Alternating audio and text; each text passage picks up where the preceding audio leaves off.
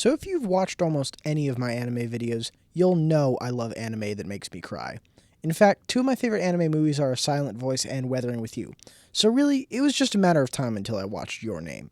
And, big shock, I loved it and cried a whole lot during it. It's a beautiful story about maturing, the relationships we have with others, and what we make of fate. It is also incredibly gorgeous, with animation that I can't stop thinking about, as well as a brilliant score that I have just been listening to on repeat. But for as genius and amazing as this movie is, through its entirety, there is one specific scene and cut that just absolutely killed me and broke me down to tears. If you haven't seen the movie yet, please click out of the video and don't come back until you've watched it.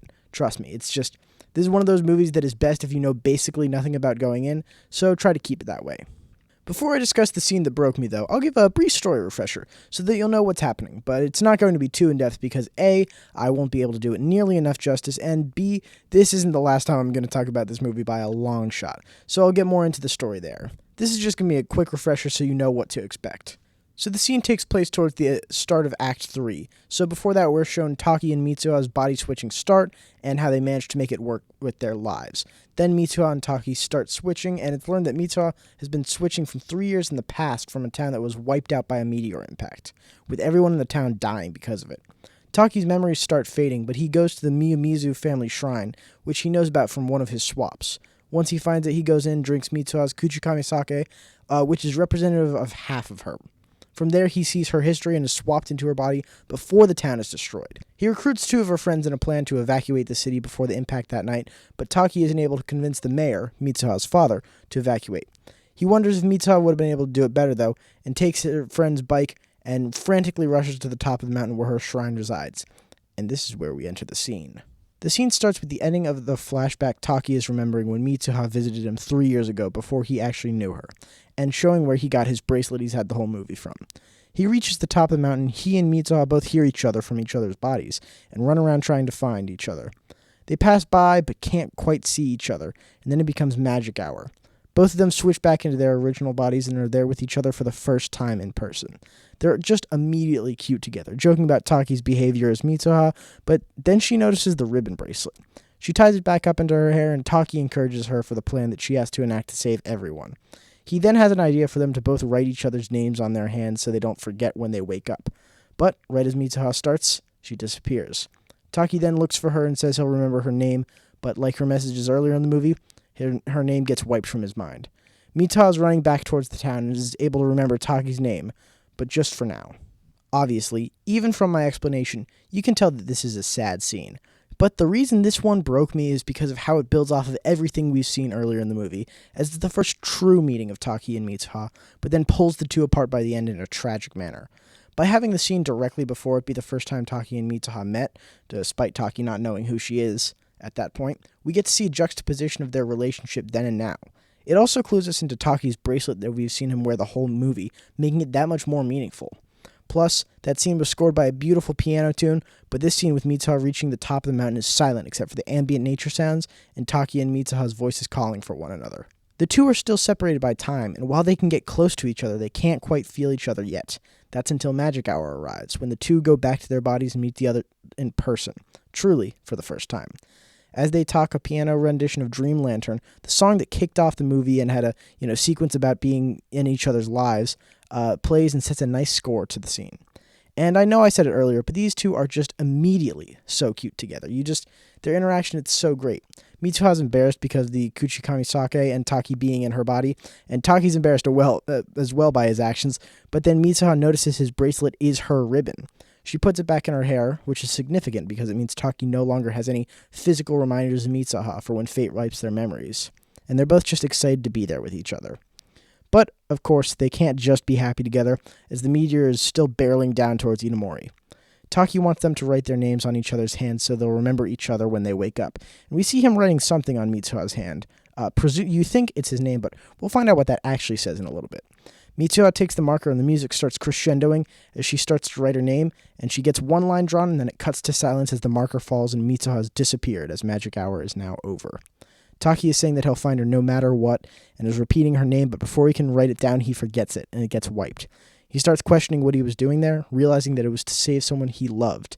And as he asks what her name is, we get the Radwimp song Sparkle kicking up in the background.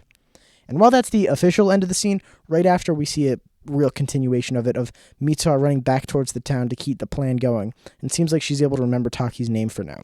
But later we see she forgets his name and is distraught, and as she rushes towards the mayor's office, she falls and then sees what Taki wrote in her hand, and it's, "I love you." It gives us a tear-jerking moment because of what Mitsuha says next. Writing this doesn't help. I won't know your name. Writing on each other's bodies has been a motif throughout the earlier parts of the movie, generally to update, question, or insult the other person. But when they come back together and use it to help and care for the other, it's stopped in some way, representative of the fate trying to stop them from being together throughout this entire movie. Every time I have watched this scene, which has been a fair amount to make this video, I could not stop myself from crying. Even without the buildup of the rest of the movie, this scene is just so well made in all its aspects that the tears would flow one way or another. The writing, obviously, is incredible. It's what I've been talking about this whole time. But the music and sounds are perfectly balanced to elicit the strongest reaction. The first time I heard that marker hitting the ground, my heart dropped.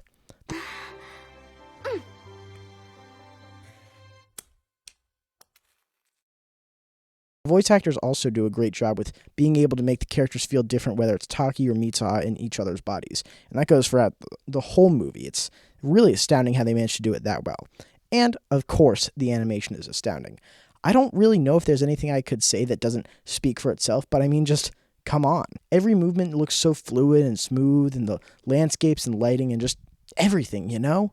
My eyes, despite the tears, haven't seen something so good looking in quite a long time. These visuals help create that strong chord that ties this whole scene together into the emotional, heartbreaking meeting of these two lovers that destroys you. And by proceeding with their failure of a meeting before to them finally finding each other now, well, that's just a masterclass in drawing emotions out from the viewer right there. I went into Your Name expecting to like it, but with everything I had heard about it, I figured there was no way it could meet my expectations. Instead, the movie actually surpassed my expectations and made me fall in love with it. Well, it had me emotionally on edge the entire runtime. The scene of Taki and Mitsuha meeting is the one that really destroyed me. Even as things had continued in the movie, I was still trying to gather myself after how everything had culminated and then was ripped apart on that mountaintop. Everything about this scene was perfect and beautiful, and it's an incredible microcosm of what makes Your Name such a stunning experience as a whole. Your Name is such a good film. I just, I got the same emotions I had when watching A Silent Voice for the first time. Just blown away, wanting to become a better creator and a better person from it myself, and just, it's one of those things, even if if you watch this video without watching the movie first, come on, really. But I hope if you did that, you will go and watch it, because I didn't spoil the ending here. Notice I could talk about how that ties into the scene at the end, but it's fairly obvious if you've seen the movie, so I don't want to spoil it for anybody who hasn't seen the movie yet. But yeah, this is one of those movies you need to go out and watch. And there's rumors that they're gonna try to make a live action adaptation. Just, you gotta watch the original animated one. It is so incredible. And thank you for watching this video. Please leave a like if you enjoyed it. And yeah, subscribe if you want to see me talk about more anime content like this, A Silent Voice, any of that stuff. If you have, also, let me know in the comments if you know any more movies in this style that are, movies, sad anime movies that will make me cry, basically, but are, great products, because I friggin' love this genre. Some of my favorite movies in it. So yeah, let me know if you got any more of those. And yeah, let me know if you want me to talk about Your Name more, because I would love to. I probably will in the future, but if you have any ideas for something for me to talk about, just let me know. And thank you for watching, and until next time, goodbye.